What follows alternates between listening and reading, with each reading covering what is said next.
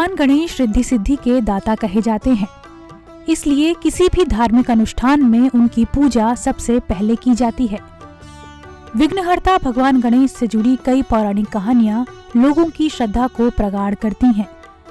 भगवान गणेश की पूजा हमेशा गजानन रूप में होती है, लेकिन हाथी का सिर उन्हें कैसे मिला और उनका असली मस्तक किस स्थान पर पिंडी रूप में स्थित है, इससे हम आपको आज रूबरू कराने जा रहे हैं। ये स्थान पिथौरागढ़ जनपद के गंगोलीहाट तहसील में स्थित है। मान्यता है कि यहाँ भगवान गणेश का मस्तक आज भी मौजूद है और इस मस्तक पर ब्रह्म कमल से दिव्य बूंदें गिरती रहती हैं।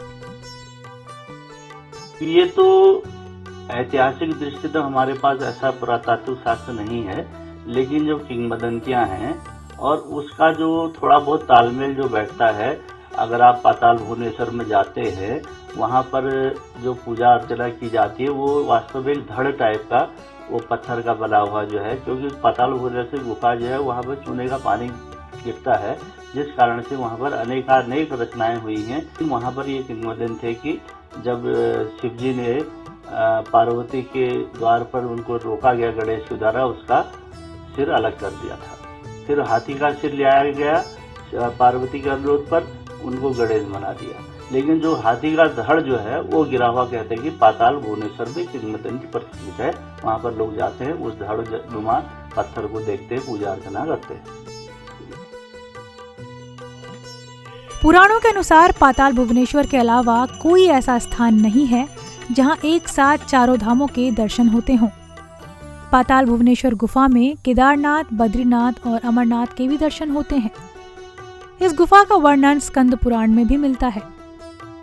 कलयुग में 722 ईस्वी के आसपास जगत गुरु शंकराचार्य का इस गुफा से साक्षात्कार हुआ, तो उन्होंने मंदिर के अंदर स्थित शिवलिंग को तांबे से बंद कर दिया था, क्योंकि इस शिवलिंग में इतना तेज था कि कोई भी व्यक्ति इसे नग्न आंखों से नहीं देख सकता था। बहुत विदित स्थान है, यहाँ से कैलाश तक उसका लिंक है। सबसे बड़ी बात यह है कि पाताल में जो गणेश जी का कटा हुआ विग्रह है, क्योंकि वहाँ गणेश जी का जो है मेन विग्रह दिखाया गया है। दूसरी बात यह है, जैसे सृष्टि की रचना हुई वैसे ही पाताल की रचना भी हुई है, क्योंकि सृष्टि का संबंध पाताल के साथ है, क्योंकि वहाँ कलयुग का अंत है।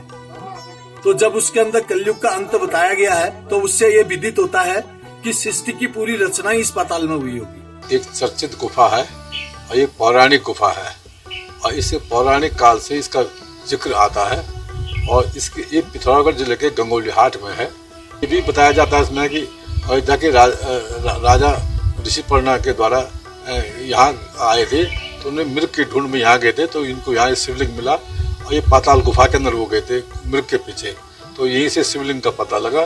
बाद में शंकराचार्य ने भी यहाँ पर तांबे का शिवलिंग स्थापित किया, और ये पूरी सिद्ध जगह है। अभिलेख जो है 14वीं शताब्दी में भी मिले हैं, मुगल काल में उसके बाद एक अभिलेख लिखा हुआ है। और ये गुफा एक दर्शनीय स्थल है, एक रमणीक स्थल है, और एक आश्चर्यजनक बात है। ये इस गुफा में चारों युगों के प्रतीक रूप में 4 पत्थर भी स्थापित हैं।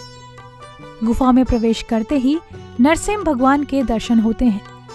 कुछ नीचे जाते ही शेषनाग के फनों की तरह उभरती संरचना पत्थरों पर नजर आती है। मान्यता है कि धरती इन्हीं पर टिकी है। थोड़ा आगे चलते ही भगवान शिव की जटाओं से बहती गंगा और काल भैरव की जीभ से टपकती लार लोगों को अचंभित कर देती है। ऐरावत हाथी भी आपको यहाँ दिखाई देगा, तो स्वर्ग का मार्ग भी यहीं से शुरू होता है। इसके अलावा इस गुफा में 33 करोड़ देवी देवताओं का संसार बसा हुआ है। इस स्थान पर पहुंचने के बाद आप इन चीजों पर यकीन करने से खुद को चाहकर भी नहीं रोक पाएंगे। 24 घंटे लगातार खबरें देखने के लिए डाउनलोड करें ईटीवी भारत ऐप।